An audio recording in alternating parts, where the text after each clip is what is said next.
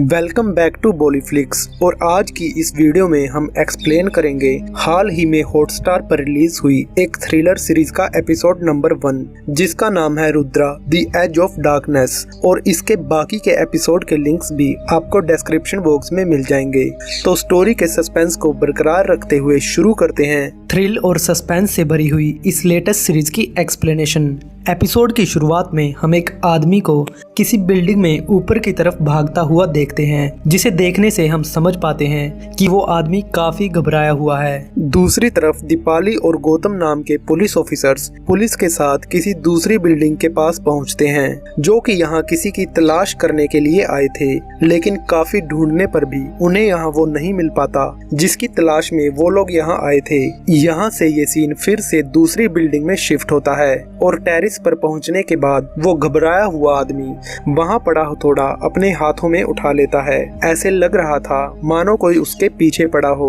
और तभी एक आदमी उसे टेरिस पर आता हुआ दिखाई देता है। जैसे जैसे सामने खड़ा आदमी घबराए हुए आदमी की तरफ बढ़ता है तो वो पीछे हटने लगता है। और ऐसे ही लड़खड़ाने की वजह से वो घबराया हुआ आदमी बिल्डिंग की छत से नीचे लटक जाता है। वो चिल्लाते हुए कहता है, रुद्रा मुझे अपना हाथ दो। और इन दोनों की बातों से हमें पता लगता है कि रुद्रा एक पुलिस ऑफिसर है और जो आदमी इस वक्त बिल्डिंग से नीचे लटक रहा है वो एक अपराधी है जिसने पहले भी कई बच्चों को किडनैप किया है। इसी तरह से उसने मीरा नाम की एक लड़की का किडनैप करके उसे कहीं छुपाया हुआ है। और जब वो आदमी रुद्रा को उसे ऊपर खींचने को कहता है तो रुद्रा बार बार उससे मीरा के बारे में पूछने लगता है। तब वो बताता है कि मीरा को मैंने हाल में मिरर के नीचे छुपाया है। जिसके बाद रुद्रा गौतम को कॉल करता है और उस जगह की तलाशी लेने पर उन्हें मीरा मिल जाती है। मीरा के जिंदा होने की बात का पता लगने के बाद भी रुद्रा उस आदमी को नहीं बचाता और वो नीचे गिरकर मारा जाता है।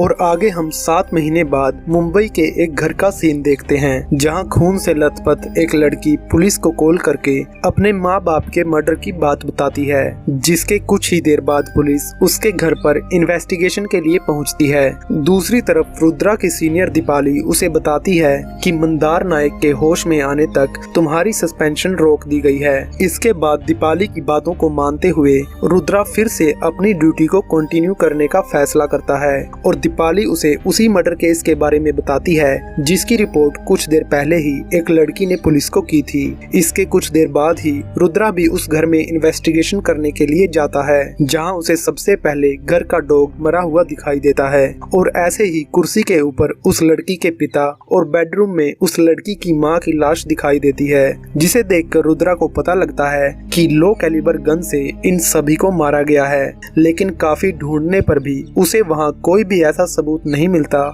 जिससे वो अपनी इन्वेस्टिगेशन शुरू कर सके।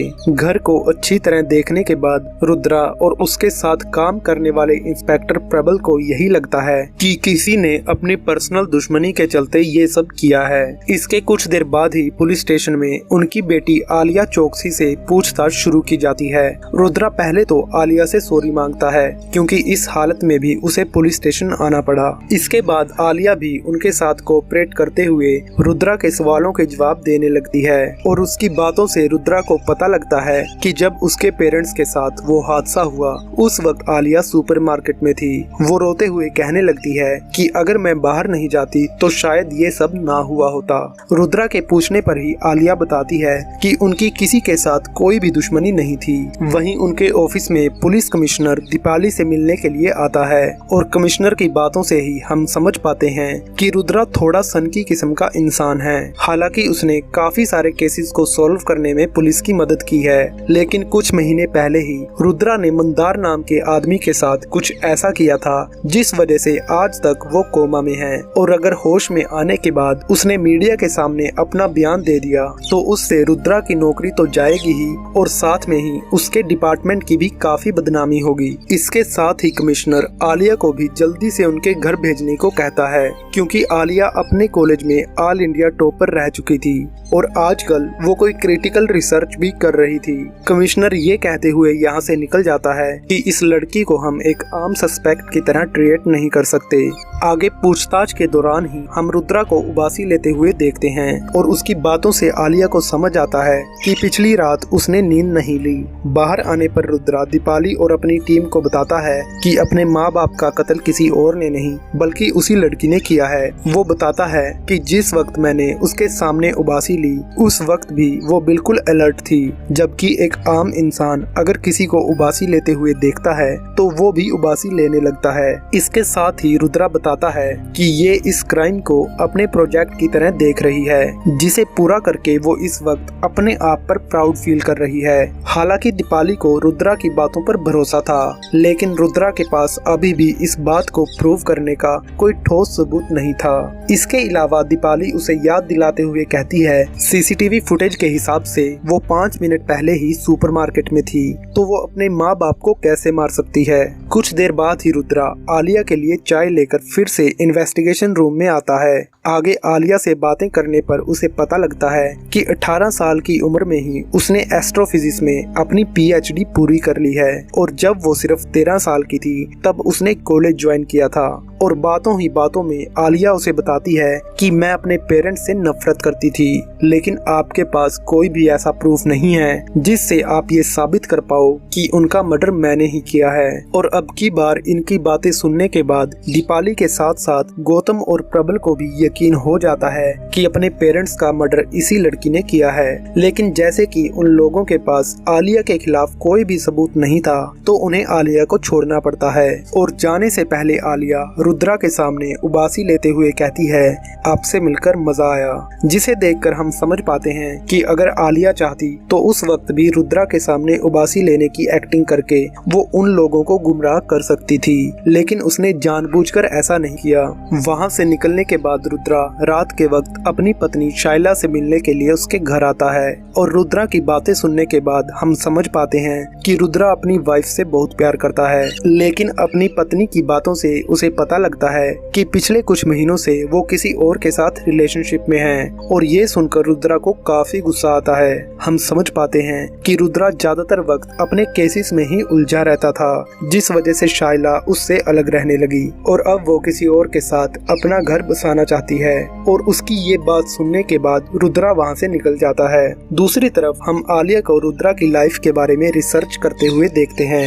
अगली सुबह ही रुद्रा आलिया से मिलने के लिए उसके फ्लैट में पहुंचता है, जहां आलिया अपने मरे हुए कुत्ते की अस्थियों की तरफ देखकर रुद्रा से पूछती है कि क्या मेरे कुत्ते को जलाना जरूरी था। इस पर रुद्रा भी मुस्कुराते हुए कहता है कि आप तो जानती ही हो, मरे हुए जानवरों का यही प्रोसीजर है। यहीं रुद्रा को दीवार पर टंगी हुई ब्लैक होल की एक आर्ट दिखाई देती है और आलिया उससे कहने लगती है कि पूरे यूनिवर्स में इससे खूबसूरत और कुछ नहीं, ये सबको अपने अंदर समेट लेता है। और इससे पहले कि रुद्रा उससे कुछ पूछ पाता, उल्टा आलिया ही रुद्रा से मंदार और उसकी पर्सनल लाइफ के बारे में सवाल पूछने लगती है।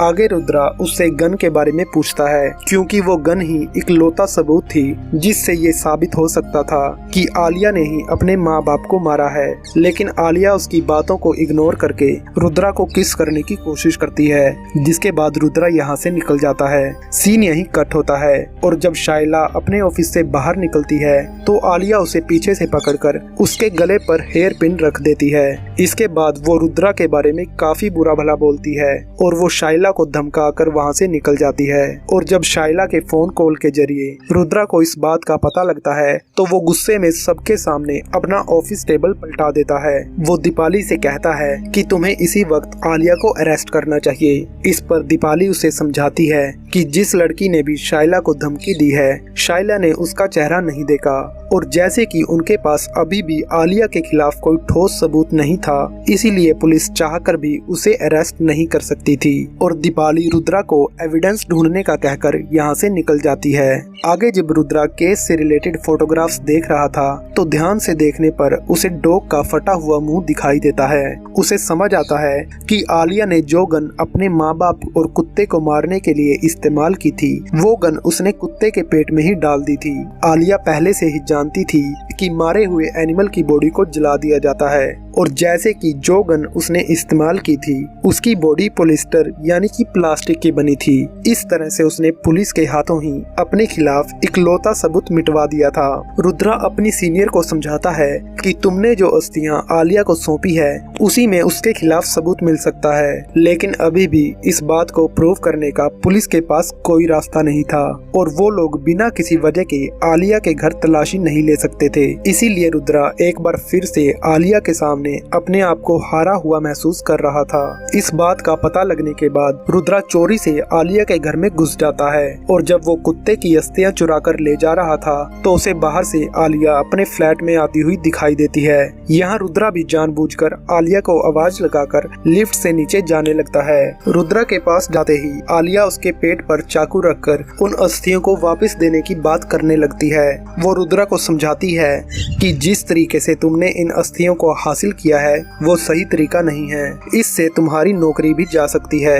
इसके साथ ही वो रुद्रा को ये भी बताती है कि अब तक इसमें पड़े सामान की फोरेंसिक वैल्यूज भी जल चुकी होंगी। बस मैं एक जीनियस को उसकी औकात दिखा रहा हूँ। और ये कहते हुए रुद्रा उन अस्थियों को समुद्र में फेंक देता है। वहाँ से निकलने से पहले रुद्रा आलिया को शाइला से दूर रहने की वार्निंग देता है और जाते वक्त वो अपनी पॉकेट में से जली हुई गन का सामान निकालकर जमीन पर फेंक देता है, जिसे देखकर हम समझ पाते हैं कि उसने आलिया के नीचे आने से पहले ही वो सामान अस्थियों से बाहर निकाल लिया था। इसके बाद रुद्रा फिर से अपनी वाइफ से मिलने के लिए उसके पास जाता है, जहाँ उसे शाइला का बॉयफ्रेंड राजीव दिखाई देता है। और जब राजीव उसे यहाँ से निकल जाने को कहता है तो रुद्रा गुस्से में उसका गला पकड़ लेता है। और इसी दौरान वहाँ की लोकल पुलिस इन दोनों का झगड़ा देखकर अपनी गाड़ी रोककर इनके पास आती है और उनके पूछने पर रुद्रा उन्हें बताता है कि मैं भी एक पुलिस ऑफिसर हूँ और यहाँ मैं सिर्फ अपनी पत्नी से मिलने के लिए आया था। तभी शाइला भी अपने घर से बाहर निकलती है और रुद्रा उसके साथ कुछ देर बातें करके पुलिस के साथ यहाँ से निकल जाता है। एपिसोड 1 के एंड में हम आलिया को उस हॉस्पिटल में जाते हुए देखते हैं जहाँ मंदार को एडमिट किया गया था और यहाँ एक कांस्टेबल आलिया को मंदार के रूम के पास जाने से रोकता है। और इसी सीन के साथ इस सीरीज का एपिसोड 1 यहीं खत्म होता है। आई होप आपको ये एक्सप्लेनेशन अच्छी लगी होगी। बाकी के एपिसोड्स और इसी तरह की नई वेब सीरीज और मूवीज की एक्सप्लेनेशन भी आपको इस चैनल पर मिलती रहेंगी। तो मिलते हैं आपसे अगली इंटरेस्टिंग एक्सप्लेनेशन के साथ। Till then bye and take care.